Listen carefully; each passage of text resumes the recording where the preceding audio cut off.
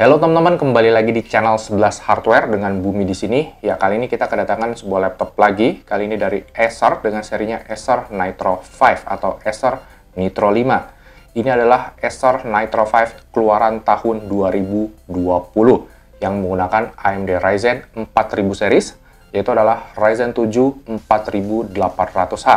Dan VGA-nya itu adalah GTX 1650 Ti.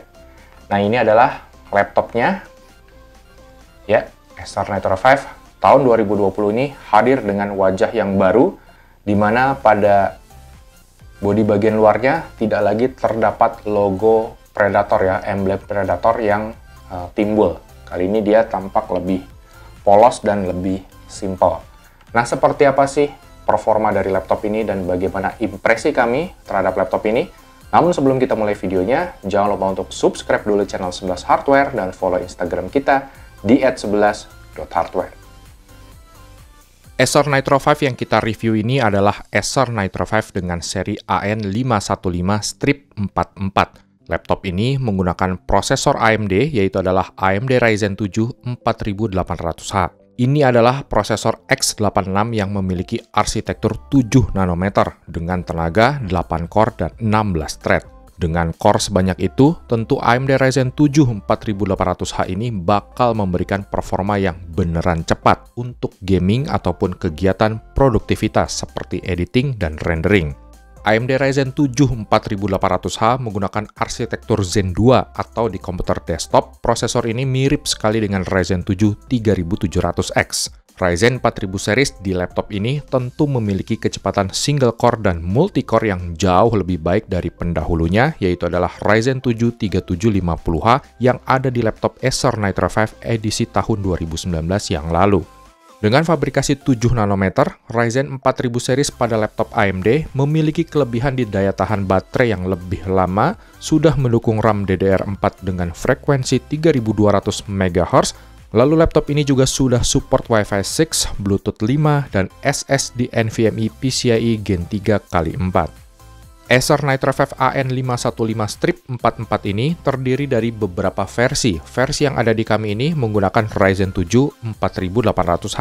Tersedia juga adiknya yang lebih murah yang menggunakan Ryzen 5 4600H. GPU pada laptop ini menggunakan GeForce GTX 1650 Ti 4GB. RAM-nya menggunakan 8GB single channel, SSD NVMe 512GB, layar 15,6 inci IPS yang punya refresh rate di 144Hz dengan response time 3 millisecond, dan laptop ini sudah dibekali dengan Windows 10 original. Harga laptop ini bisa kita dapatkan di sekitar 15,5 juta rupiah.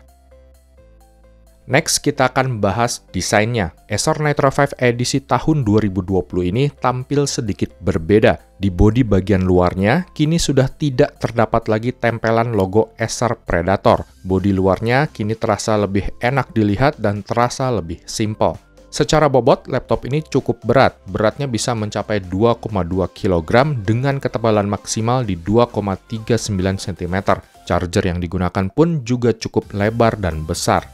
Di bagian engselnya terdapat ukiran bertuliskan Nitro yang kini bisa tetap terekspos jika kita buka layarnya ataupun kita tutup layarnya. Terdapat juga dua buah lampu indikator di sebelah kanannya. Lalu engselnya ini bisa kita buka sampai dengan sekitar 135 derajat. Di bagian layar sepertinya tidak terjadi perubahan yang signifikan dari Acer Nitro 5 versi tahun 2019. Bezelnya tidak terlalu tipis walau sudah jauh lebih baik daripada Acer Nitro 5 edisi tahun 2018 yang sangat tebal. Di bagian atas layar terdapat webcam dan 3 buah lubang kecil yang nampaknya juga berfungsi sebagai mic. Oke, ini adalah kualitas suara dan video dari webcamnya. Ya, di ruangan saya ini ada kipas angin yang kipasnya paling kenceng, kemudian ada juga kipas laptopnya nih lagi kenceng banget karena abis saya pakai main game. Udah gitu di kondisi ruangan di rumah saya, di luar rumah saya juga di pinggir jalan juga agak berisik. Gimana kualitas suaranya, kualitas gambarnya, apakah suara saya jelas terdengar? Dan ini adalah menggunakan 720p ya, 720p dan 30 fps.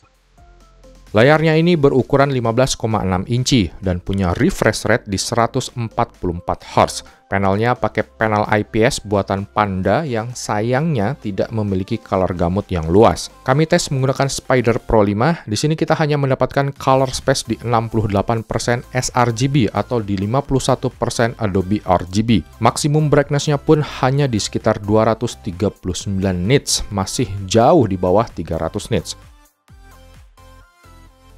Kemudian kita ke bagian keyboardnya. Keyboard laptop ini sudah dibekali dengan nyala RGB yang bisa kita ganti warnanya per 4 zona warna. Pengaturan nyala RGB-nya ini bisa dilakukan di aplikasi bawaan Acer NitroSense. Terdapat 4 tingkat kecerahan cahaya dan terdapat tombol dedicated untuk software NitroSense-nya. Overall, keyboardnya ini cukup empuk dan enak untuk dipakai mengetik. Namun, saya pribadi agak canggung dengan letak tombol delete-nya yang berada di sini. Tombol-tombol shortcut yang ada di atas ini juga cukup informatif. Terdapat notifikasi pada layar jika kita mau mengubah-ubah settingan.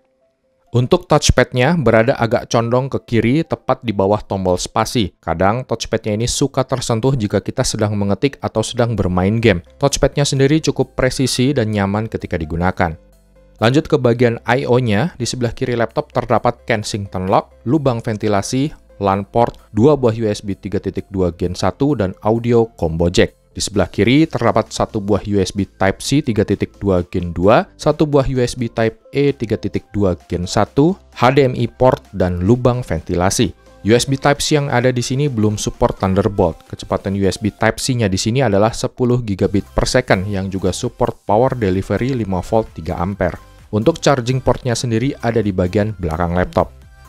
Lalu kita ke bagian bawah laptop. Di sini terdapat lubang intake udara yang sangat luas dan hampir semua rongga-rongganya benar-benar berlubang.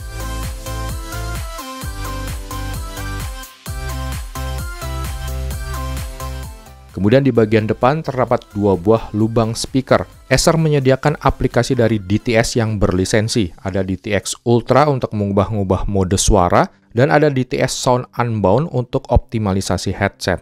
Sekarang kita buka bagian bawahnya. Terdapat 1 buah slot RAM yang sudah terisi oleh RAM 8 GB, sehingga terdapat 1 buah slot lagi yang masih kosong. Kemudian terdapat 2 buah slot M.2 SSD yang bisa kita pakaikan SSD SATA ataupun SSD NVMe. Kemudian ini adalah sistem pendinginannya.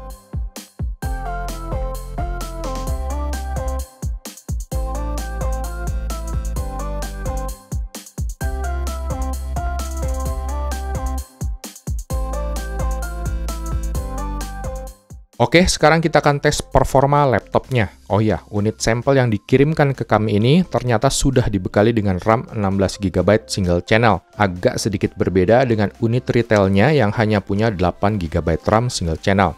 Oh ya, laptop ini dibekali dengan software pengaturan performa yang dinamakan Acer NitroSense. Kita bisa mengatur kecepatan kipas, nyala RGB, bahkan sampai mengatur mode suara di menu Acer True Harmony. Kecepatan kipas maksimal dari laptop ini bisa mencapai 6000 RPM dan suaranya sangatlah berisik. Dalam pengujian ini, saya menggunakan mode High Performance dan menggunakan settingan kipas di auto saja dengan fitur Cooler Boost yang aktif. Oke, di pengujian pertama kita akan tes kemampuan prosesornya melalui software Cinebench R15. Skor multicore di sini sangatlah tinggi, mencapai 1680 CB dan single core-nya mencapai 187 CB. Kemudian ini adalah skor dari Cinebench R20-nya.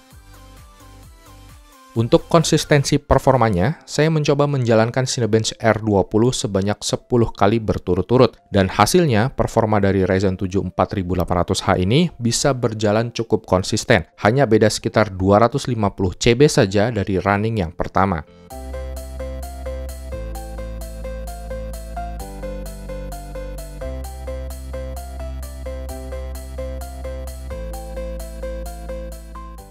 Next, kita coba di aplikasi Blender untuk project Barbershop. Di sini saya merendernya dengan bantuan dari CPU dan GPU. Proses rendering pada Blender ini sangatlah cepat. Dengan tenaga 8 core dan 16 thread, rendering gambar di project Barbershop ini bisa selesai dalam waktu 13 menit saja.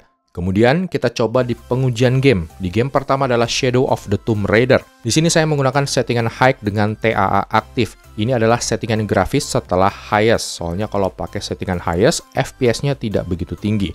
Bisa kita lihat, duet antara Ryzen 7 4800H dan GTX 1650 Ti versi mobile ini bisa mendapatkan rata-rata di 57 fps pada kondisi single channel RAM 16GB. Lalu jika kita pasangkan RAM satu keping lagi atau menjadi 32GB dual channel, rata-rata fps-nya ternyata tidak terdapat perubahan yang signifikan. Di game kedua adalah Dirt 5. Di sini saya menggunakan settingan medium Full HD 1080p. Di sini kita bisa mendapatkan rata-rata di 54 fps. Di game ketiga adalah Pro Evolution Soccer 2020. Di sini saya menggunakan settingan grafis high di resolusi 1080p.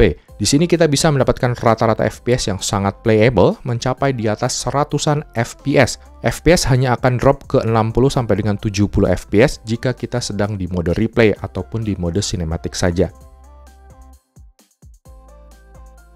Terakhir, kita coba di game PUBG Steam. Saya main di map Karakin dengan settingan grafis semua medium. Di sini kita bisa mendapatkan rata-rata di 80-an FPS. Dan setelah saya coba pakai RAM dual channel, ternyata hanya di game inilah performanya bisa meningkat drastis ke 100-an FPS.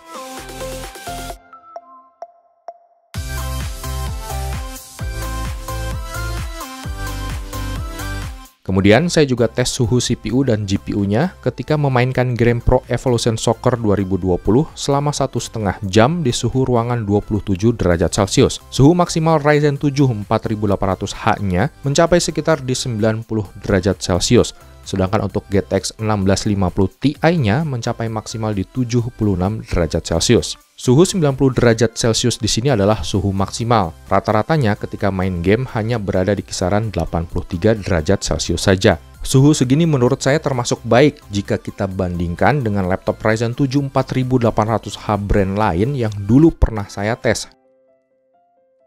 Oke, teman-teman, Acer Nitro 5 2020 versi Ryzen 4000 series ini cukup menggoda, terutama untuk laptop gaming di budget 15 jutaan. Jika kalian adalah seorang gamer dan hanya untuk kebutuhan gaming saja, saya rasa pakai yang versi Ryzen 5 4600H sebenarnya udah cukup. Namun jika kalian butuh tenaga prosesor dari Ryzen 7 4800H-nya untuk kegiatan rendering di Blender misalnya, maka laptop yang sedang kita review ini adalah jawabannya. Untuk kekurangannya, menurut saya ada pada layarnya. Layar dari laptop ini tidaklah mencukupi untuk kebutuhan konten kreator profesional karena hanya memiliki color gamut di 68% sRGB saja. Tapi sekali lagi, teman-teman lah yang menentukan apakah laptop ini cocok atau tidak untuk kebutuhan masing-masing. Demikian video kita kali ini. Jangan lupa untuk dukung terus channel 11 Hardware dan sampai jumpa lagi di video kita yang berikutnya.